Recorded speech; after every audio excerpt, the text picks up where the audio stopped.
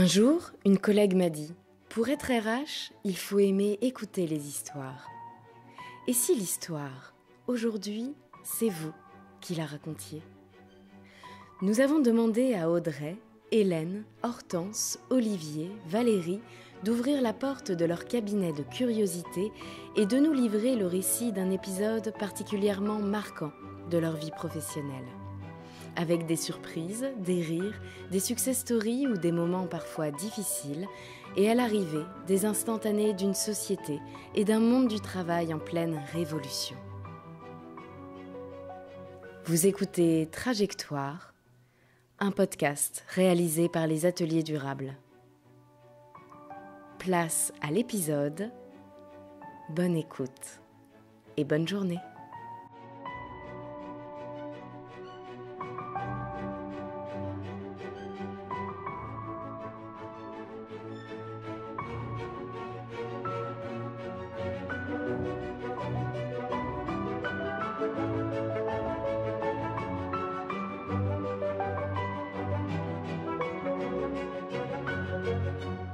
Je m'appelle Valérie Chédru, j'ai 55 ans, 2 enfants, un mari, tout va bien dans ma vie et j'ai le bonheur d'exercer le métier de directrice de ressources humaines dans un domaine qui lie l'industrie et le bâtiment, dans l'isolation thermique. Donc, quelques centaines, 400 et quelques collaborateurs qui œuvrent dans la maintenance industrielle sur des sites pétrochimiques et nucléaires. Alors, concernant une belle aventure, j'en ai rencontré une dernièrement. Je n'ai pas toujours été DRH, donc j'ai d'abord commencé comme responsable juridique à 23 ans, puis je suis devenue DRH au bout de quelques années dans le secteur du bâtiment. Après, j'ai dirigé une maison de l'emploi que j'ai créée sur Le Havre, et puis au bout de quelques années, j'ai décidé à 38 ans de consacrer un petit peu plus de temps à moi, à ma famille et de changer un petit peu de métier. Et dans ce contexte, j'ai pris un poste à temps partiel pour avoir un petit peu de temps pour moi. Ça fait du bien de faire une pause dans sa vie pour s'occuper de soi et de ses enfants, etc.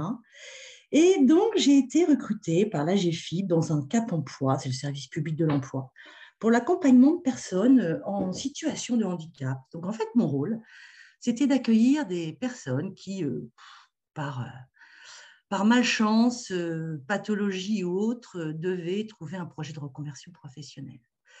Et donc, dans ce contexte, je reçois une jeune femme atteinte d'une pathologie genre sclérose en plaques et autres, et qui avait dû quitter son poste de manager chez Intérieur, ça je me souviens. Et puis donc, je l'ai accompagnée dans son projet.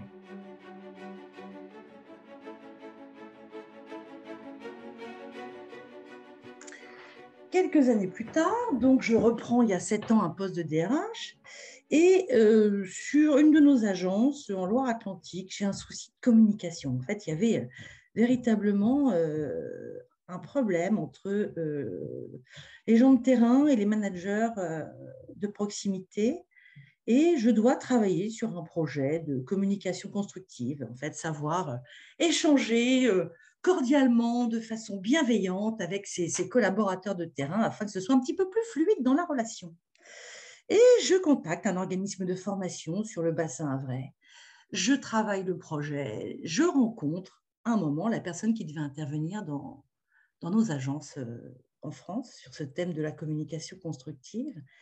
Et on me présente une dame qui apparaît charmante, etc. Elle me présente la façon dont elle avait construit son intervention, etc. Et là, elle me dit mais vous savez, Madame Chédru, on se connaît. Je la regardais depuis un moment et je me disais, je l'ai croisée quelque part dans ma vie, quoi.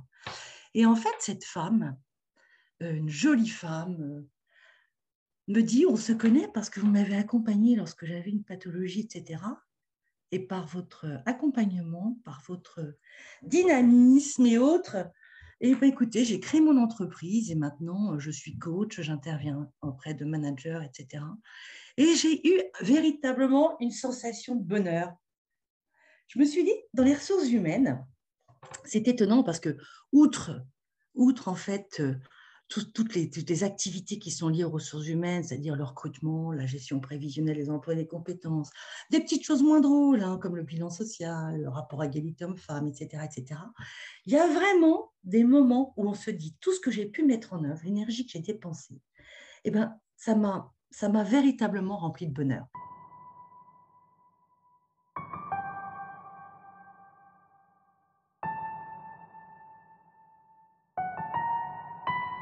Je me suis dit, ça a un sens. En fait, dans les ressources humaines, ce dont je me suis aperçue, c'est que c'est plutôt l'humain qui me ressource. Ça m'a donné véritablement une bouffée d'oxygène. Ça m'a apporté énormément de bonheur. Des petits moments comme ça dans la vie, des petits moments suspendus. Véritablement, quand j'ai vu cette jeune femme, après je suis allée la voir en Loire-Atlantique intervenir, elle était parfaite, parfaite. Et de la personne que j'avais rencontrée à la base, qui était un peu paumée, qui ne savait pas où elle allait aller, je me suis dit, toute l'énergie que j'avais donnée, eh ben, ça avait donné un excellent résultat et ça m'a apporté, non pas de la fierté, hein, mais vraiment du bonheur. Dans ce métier de ressources humaines, c'est un enrichissement personnel, mais permanent. C'est-à-dire qu'on s'enrichit l'un de l'autre. Et c'est ça qui fait l'intérêt de ce travail.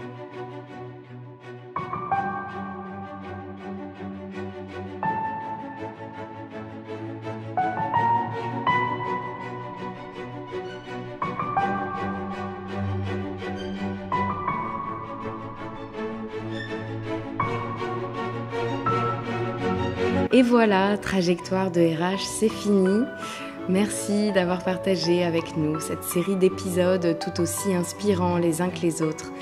À travers ces histoires, nous avons parlé de sens, d'écoute et de respect au travail, de l'incroyable rôle clé de la fonction RH.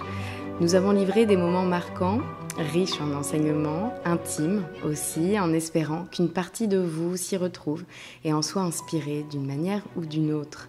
Je vous invite d'ailleurs à écouter les précédents épisodes si ce n'est pas déjà fait, et puis aussi à les partager à votre entourage des trajectoires, une ou plusieurs si elles ont résonné en vous. Je tiens bien entendu à remercier grandement nos conteurs d'histoire, Audrey Guidez, Hélène Saint-Martin, Hortense Noiret, Olivier Roche et aujourd'hui Valérie Chédru, sans oublier notre monteuse Céline Lemarquand qui a su mettre en valeur ces moments de vie. N'hésitez pas à leur laisser ou à nous laisser un petit mot sur LinkedIn et puis faire part de vos retours. Ce podcast, c'était une première pour nous et il est bien probable que nous n'en restions pas là. Alors pour suivre notre actualité, vous pouvez vous inscrire à notre newsletter par exemple en visitant le site internet des ateliers durables. Je rends l'antenne, merci pour votre écoute et à bientôt.